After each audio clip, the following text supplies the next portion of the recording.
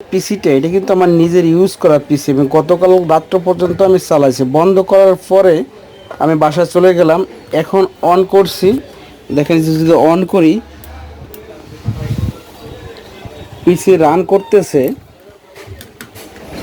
কিন্তু ডিসপ্লে আসতেছে না। এই ডিসপ্লে না আসার অনেকগুলো কারণ থাকে। এই কারণের ভিতরে অন্যতম কারণ হচ্ছে যদি র্যামে কোনো প্রবলেম থাকে, তাহলে হতে পারে প্রসেসরে, মাদারবোর্ডে কোনো একটা প্রবলেম হয়তো বা আছে, সেই কারণে এটা ডিসপ্লে আসতেছে না। কিন্তু প্রথমে আমরা যেটা করব, এই পিসিটা আগে খুলবো, অর্থাৎ এই সিপিইউটা খোলার পরে আমরা কিন্তু সব কেবল সব কিছু লাগানো আছে। আমি ইন্টারনেটও চালাই থুয়ে গেছি, এবং অনেকক্ষণ মানে ইউজ করার পরে আমি বন্ধ করে রেখেছি। তাহলে আমরা আগে খুলি, পার্টটা খুলি। এখানে কিন্তু মনিটরে পাওয়ার আছে, মনিটরে পাওয়ার থাকা সত্ত্বেও কিন্তু ডিসপ্লে আসতেছে না।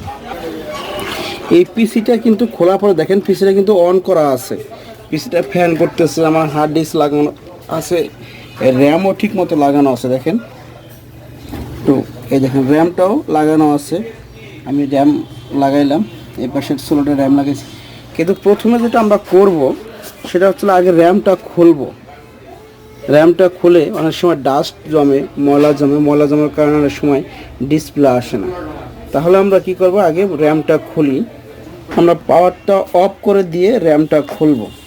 দেখেন র্যামটা খোলারও কিছু নিয়ম আছে। এইখানে একটা লক আছে, এই দেখেন যে লক, এই পাশে একটা লক আছে।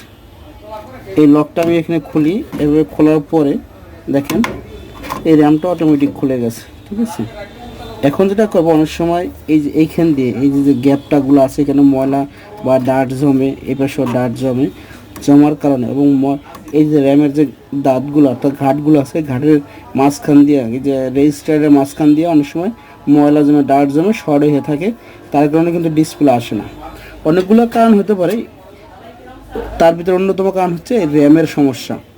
তারপর আমার প্রসেসরের সমস্যা হতে পারে, মাদারবোর্ডের সমস্যা হতে পারে, ডিসপ্লে পোর্টের সমস্যা হতে পারে, এই ডিসপ্লে পোর্টটাও সমস্যা হতে পারে, যে কোনোটা সমস্যা হতে পারে। ঠিক আছে, এবার আমরা র্যামটাকে একটু পরিষ্কার করে দিই। আমরা একটু ব্রাশ করে দিই, এই র্যামের যে পয়েন্টগুলো আছে এখানে ভালো করে ব্রাশ করে দিই, যাতে ময়লাগুলো না জমে। ঠিক আছে,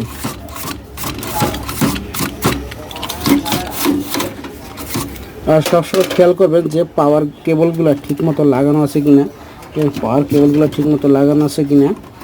ঠিক আছে, এখন যেটা করি, এই র্যামের যে দাঁতগুলো আছে অর্থাৎ যে র্যামের যে পয়েন্টগুলো আছে, যে পয়েন্টগুলো, এই পয়েন্টগুলো আমরা কি করি, একটু এই যে ইজার যে রাবারগুলো আছে, ইরেজার, এটা দিয়ে ভালো করে ঘষবো। ঠিক আছে, এটা ঘষার পরে দেখেন এই পাশটা আমরা কি করে দেই,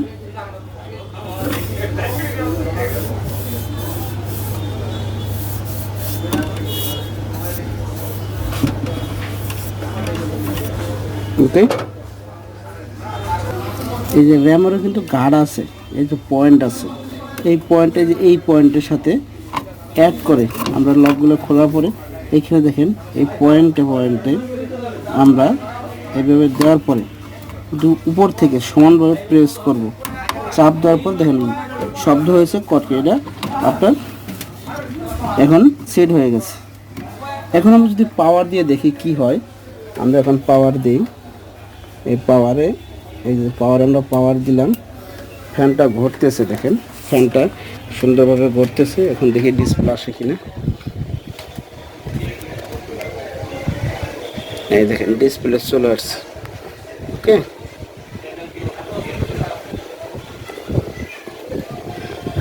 তাহলে আমরা এতটুকুই বুঝলাম যে আসলে এটা মেজর কোনো প্রবলেম ছিল না। প্রবলেমটা হচ্ছিল র্যামের অনেক সময় ডাস্ট জমে বা ময়লা জমের কারণে এরকম সমস্যা হয়ে থাকে।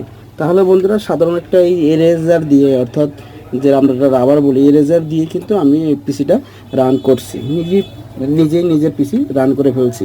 তাহলে বন্ধুরা সবাই ভালো থাকবেন। এরকম জটিল সমস্যা নিয়ে বা আমি আসি এবং যে কোনো সমস্যার সমাধান দিয়ে থাকি। বন্ধুরা সবাই ভালো থাকবেন। আর আমার ভিডিও যদি ভালো লাগে অবশ্যই চ্যানেলটি সাবস্ক্রাইব করুন, সাবস্ক্রাইব পাশে থাকা যে বেল আইকনটি আছে সেটি ক্লিক করে রাখবেন, যাতে পরবর্তী নতুন ভিডিও আমি নিয়ে আসতে পারি। ধন্যবাদ সকলকে, সবাই ভালো থাকবেন।